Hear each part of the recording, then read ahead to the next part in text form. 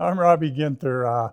I was the owner of Tip Top Chevrolet, not during the pipeline. It was incorporated in 1957. My father and 4 partners bought it from my grandfather and his partner. Actually, prior to that, it was Service Motors. Get right to the pipeline, I guess. In the mid-70s, when the pipeline exploded, it obviously had a great impact on especially the automobile industry in Fairbanks, Alaska. Our first sale to Alaska, and I believe was the first sale of pickups that they purchased, was near 900 units, which was probably 2 to 3 times as many new units as we would normally sell in a year. So it was a huge impact. Strange story about that, though. I was in the parts department at that time, and Alaska spec'd out the vehicles. They arrived here. Well, at the time, a rear bumper was optional. They put no rear bumpers on these pickups. So we had to order in nearly 900 bumpers. We started a night shift strictly to install bumpers on these Alaska rigs, which was a huge project.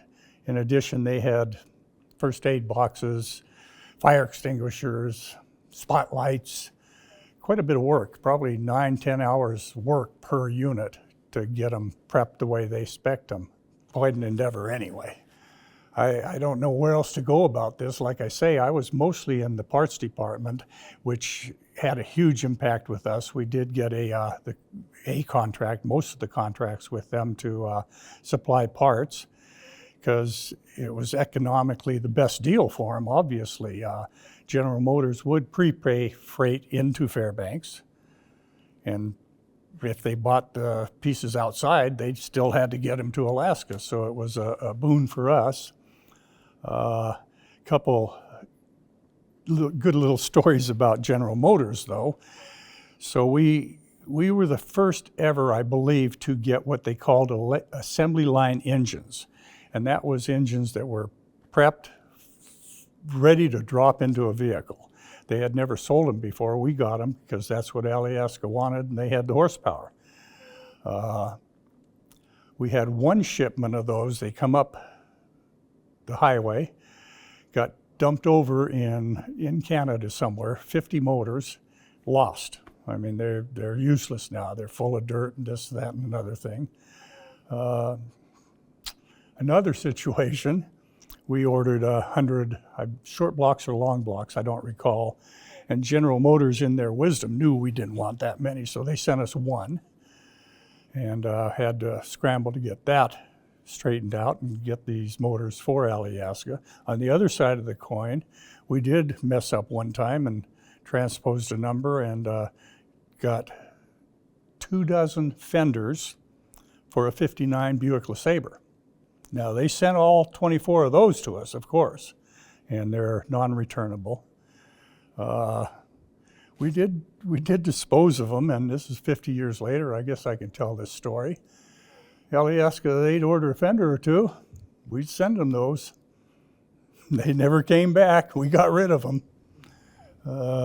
Yeah, we got rid of them. Oh, yeah. I mean, obviously, the sales to Alaska was huge, but just the great influx of people into Fairbanks, the money they were making, of course, parts sales went up, service sales went up, and mainly sales of vehicles went up. So it was a huge impact on our business, as well as all businesses in town, I would have quite imagine. Yeah, huge impact.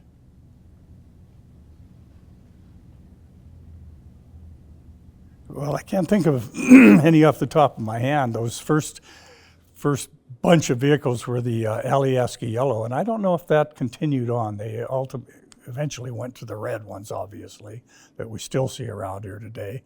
But back in the yellow truck days, it was a don't eat the yellow snow because it might be an Alaska pickup, you know, and